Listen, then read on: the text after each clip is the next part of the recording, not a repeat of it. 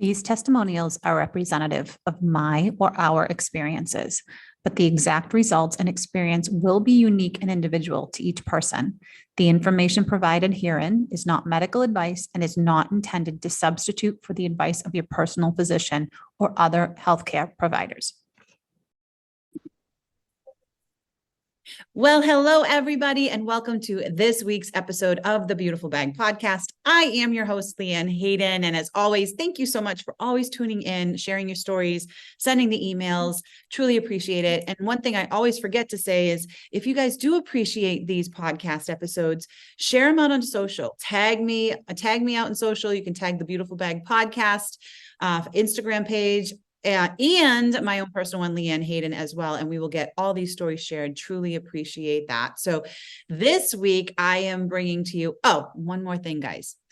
If you're on Apple, go please rate, review, leave a rating, leave a review on the podcast. That absolutely helps get the message out, and Apple will start pushing it out more and more. So go and do that too after you listen to this episode. So this week, I am bringing to you the beautiful Crystal.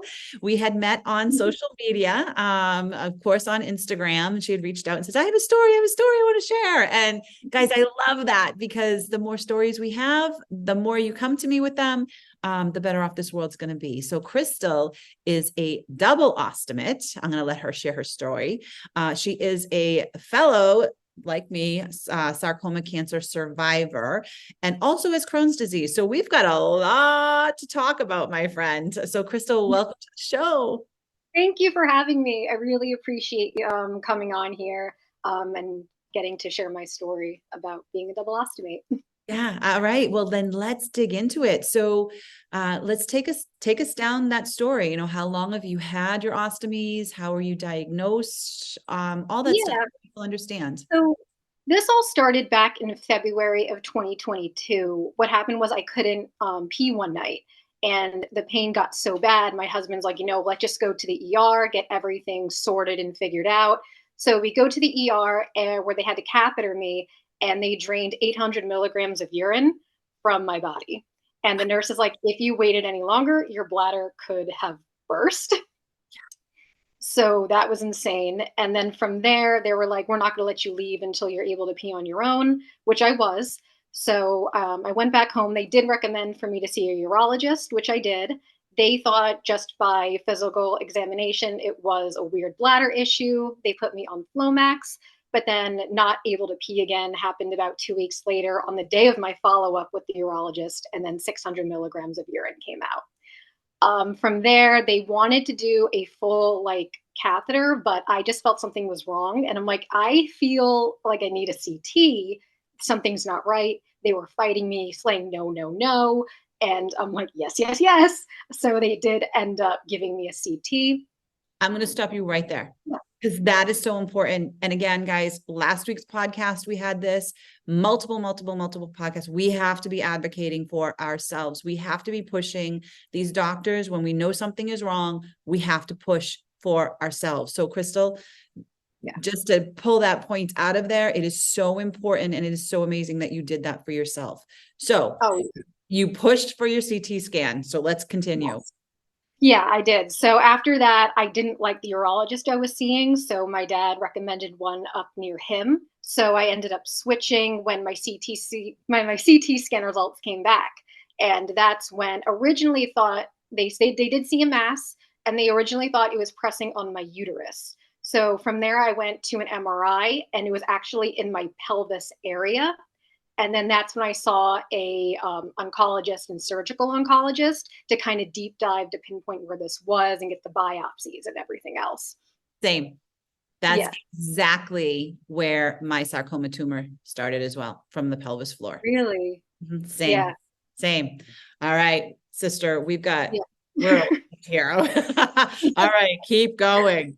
Yes. So from the biopsy, it was weird because at first they diagnosed it as liposarcoma, but it wouldn't be till later when I switched cancer facilities. It was actually a different sarcoma called MPNST, which is a malignant peripheral nerve sheath tumor, which derives from another condition I have called NF1. which has like little neurofibros, little benign tumors can grow throughout the nervous system in my body, but those are often benign. Okay. Okay. So after I got the biopsy and everything else, they wanted me to go through chemo.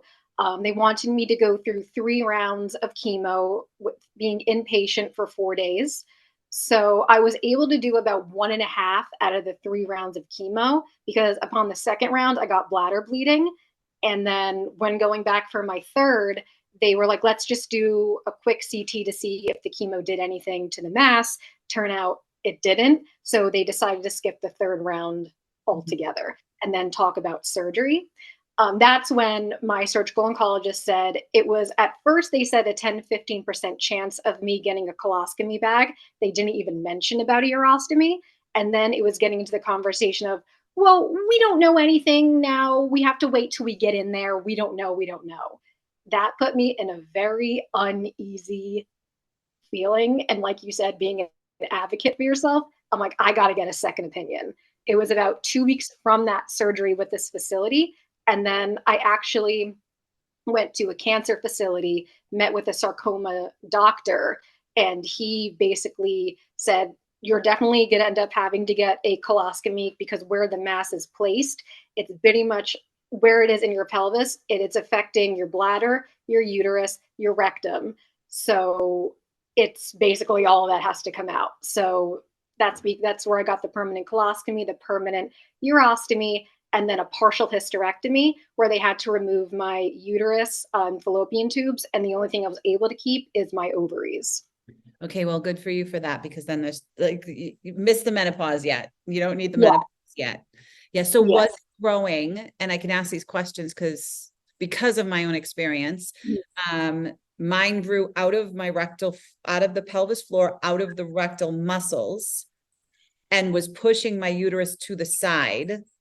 They thought it was attached to the uterus, but it was pushing the uterus because it had grown from a racquetball to a Nerf football.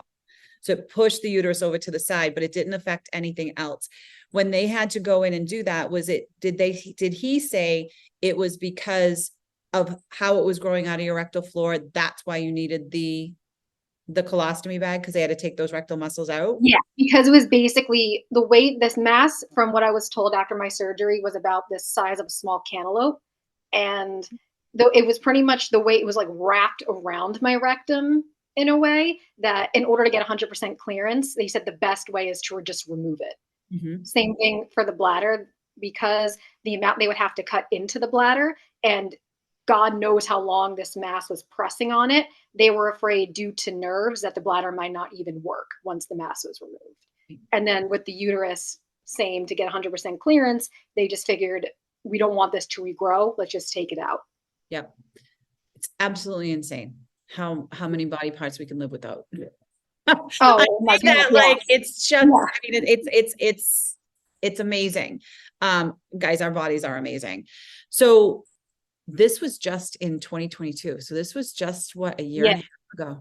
8 months. It started in February of 22 and my surgery was October 27th of 2022. So it was all like in an 8-month span of doctors, traveling, surgeries, tests, getting poked and prodded. Fun year.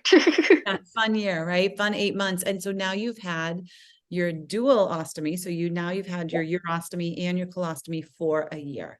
So let's talk about, I want to talk about so many things. Your mental health going through it and after.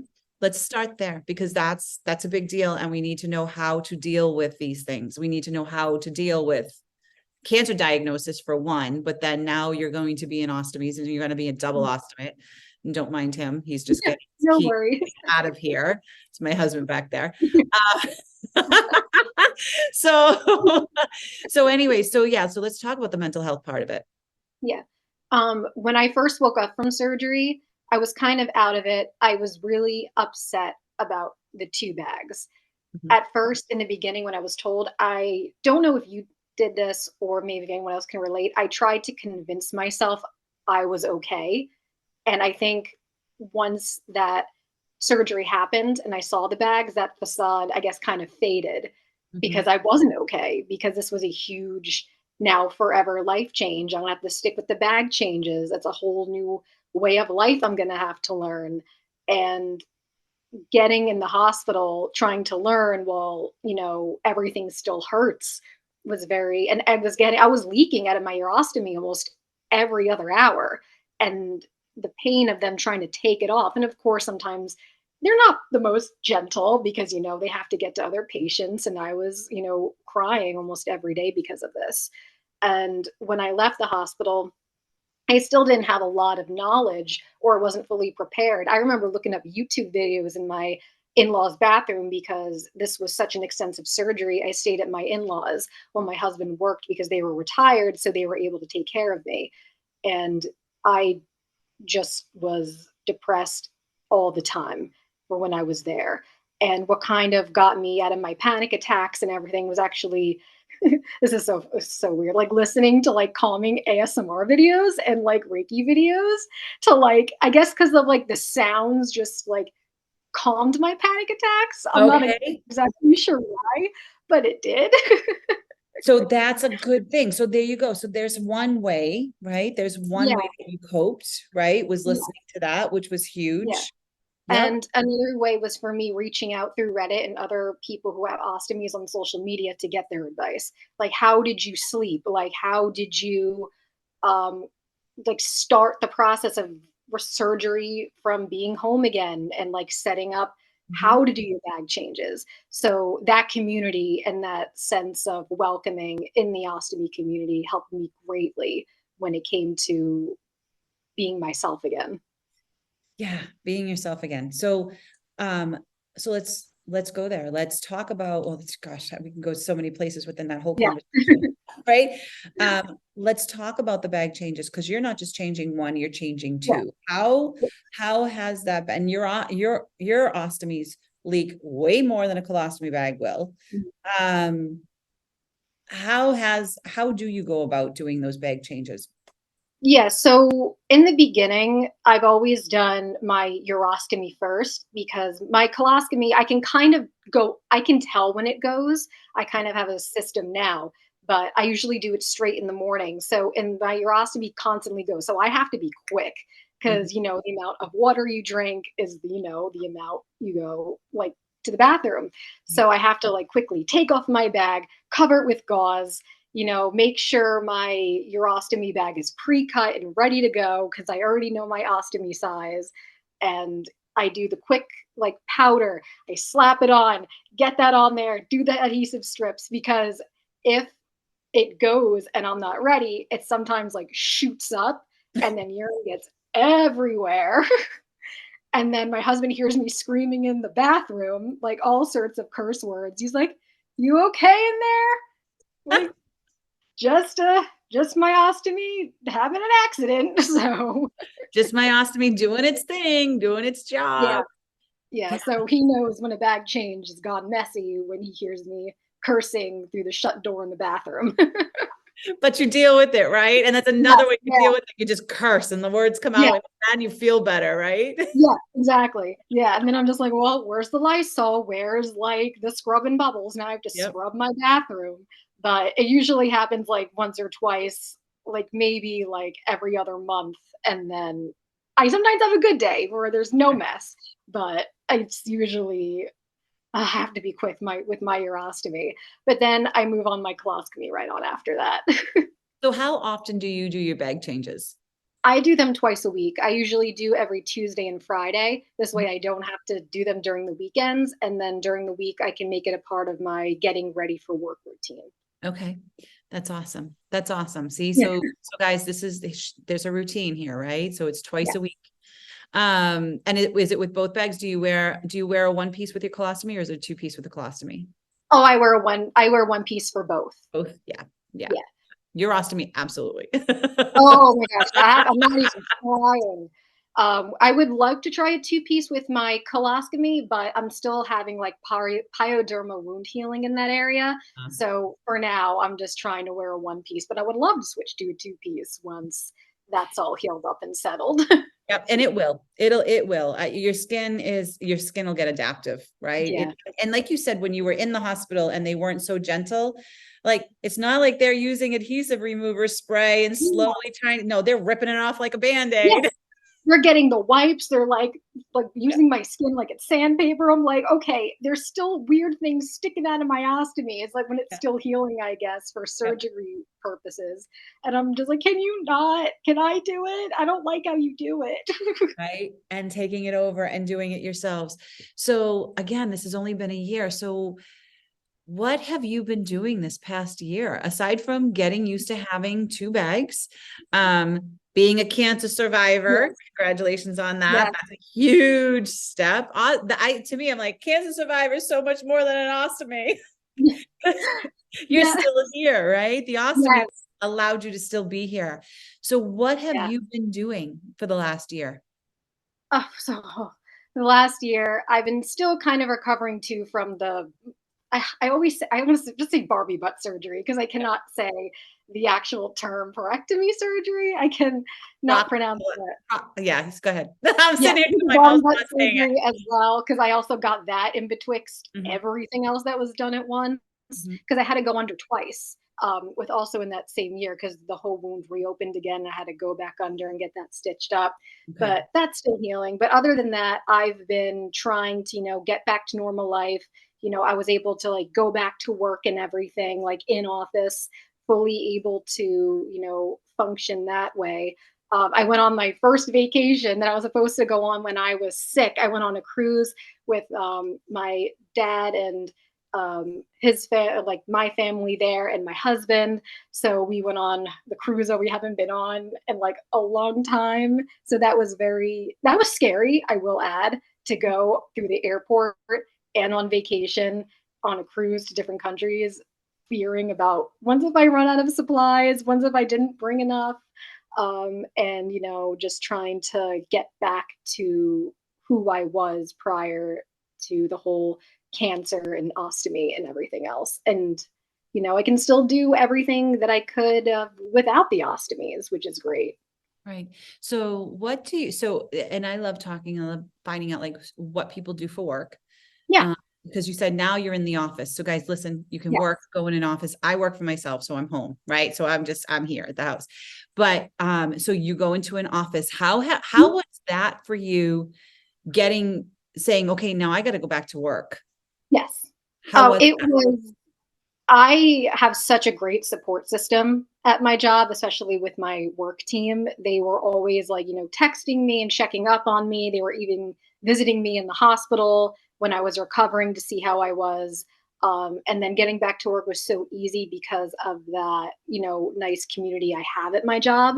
They were able to supply me with a key to, of course, a private bathroom. So if I need it to empty my bags, I can do it privately, which was very comforting for me because that's what I was worried about because of stinking up, like the community bathrooms with my like colostomy bag that always scared me Mhm. because, it's not the best smell like in the world. Yeah. So to me, that was like my number one concern going back, but it's been easy. I have certain things at my desk, like an emergency ostomy supply kit, just in case if a leak did happen. I also keep an extra pair of clothes in my car, God forbid, if the leak were to get on my pants. It's just been, as it was even before the surgery. It's just been great being back to a normal environment. Right. And that's great for mental health too, right? And Yes. you're prepared. And you're prepared. Yes. So now let's talk about your trip. So you said, Yes. right, going through the airport, where'd you guys go? I just got back from last week. So Oh, nice. Yeah, so we went on a cruise that left in Florida, and going through the airport and going through security was so nerve-wracking for me for the first time because we went through a smaller airport. We went through Atlantic City Airport in New Jersey. I don't know if you ever been through that airport, nope, never been. but so when I was going through security, of course, I had the cards from the UOAA saying to have an ostomy and everything else. So when they said that, they're like, okay, do you want a private pat down or public? I'm like, let's just do a private just in case if my bags have to come out and there's people. So once they scanned my hands, because you have to do the pat down, apparently their scanner turned red. So they had to do a more thorough pat down on me. And now I'm crying because I'm like, I have nothing on me. I swear it's just my ostomy bags. So once they scanned me again, it was fine and their scanner turned green, but they had to go through every single little thing in my carry-on, which included my ostomy supplies. And I'm Mhm. like, it's just my ostomy supplies. There's no scissors in there. There's no like adhesive. So that was nerve wracking. And then my husband's like, let's go get a drink to calm your nerves. Cause I was like in tears because I was so nervous. So that's I've seen it happen to someone. I've never, so I travel, I'm knocking on wood because I travel a lot and I travel internationally a lot. And I had one person go through my bag once. I've never been patted. I was patted down once and I said, it's an ostomy. They just nodded. None of that. Like that was one time. And then one time they took my scissors. They took my little scissors and I'm like, Oh no. like I'm going home. I can figure it out. And I'm like, then I said, can I at least cut one? Like, can I at least cut one flange with the scissors before you take them? So now I pre-cut everything before I go. So I pre-cut Yeah. all the flanges before I go. But so that must have been so nerve-wracking for you to have to go through that with going through security, because I know a lot of people that do it and it's actually pretty rare, honestly, Yeah. to be pulled aside. Yeah. And it was funny because on the way back, when we went through like Florida's airport, they're like, I told them I had ostomy. They're like, okay. And I'm like, I thought I had to tell you. Okay. No. Okay. And they just let me go on through the scanner and that was it. And Yep. I was like, that was so less stressful. So less stressful. You don't have to tell them. So there's a few things. One, you Okay. do not have to tell them that you're in an ostomy. You don't have to. Two, you get an extra piece of luggage. You can carry your ostomy supplies in an extra bag. So, you get your carry-on in your purse. You can have a third bag for your ostomy supplies. Oh, I didn't know that. Yep, you Okay. can carry that on, so you can do that too. So I was just last week's episode, which was recorded this morning, was with someone who was a flight attendant. So she was actually filling me in on some things too. Yeah. So you can do all of that stuff. So you can have that third piece of luggage for yourself and have it all separate. Okay. Okay. I never knew that. Okay. Good Yep. to know for future traveling. Exactly, for future traveling. And so now, so how was the cruise with your ostomy It and was, everything? yeah, it was a lot of fun. The issue is when it was those bag change days, those bathrooms are so small. So I had to have, I'm like, all right, some supplies have to go on the sink, some supplies have to go on the toilet lid. So And I I'm was going to like, stand in the shower. yes, I'm like having to maneuver all throughout the bathroom to be like, okay, supplies here, here, here, and here. That was the only thing that was a little complicated. But other than that, it was very relaxing and very nice. I did have my ostomies out at one point, and I did get stared at, like with my ostomy bags and everything. But people were curious, and they were asking me like, "Oh, what? Do you mind if I ask you what happened?" And I gave them my story then. And I actually met a nurse on one of the excursions who had to see my ostomies due to my bathing suit, and she was like, "I'm a nurse. I see this all the time. It's very rare for someone to get right back up like you are." So it was very good to educate some who maybe were unfamiliar with the ostomy world. And it was good to hear that, other people can succeed and go out there, but it's also, I'm hopeful that I can maybe give people hope that, hey, yes, you're a double ostomate. It could be a pain in the butt at some points, but you can still live, a normal life and go on vacation and wear a bathing suit and, go do fun excursions on vacations. Exactly. And go down the slides if the ship has them. Yes. Yes, exactly. All the things that you want to do. So what are some more things so you've done a lot in a year. I mean, it takes a Yeah. while to get used to.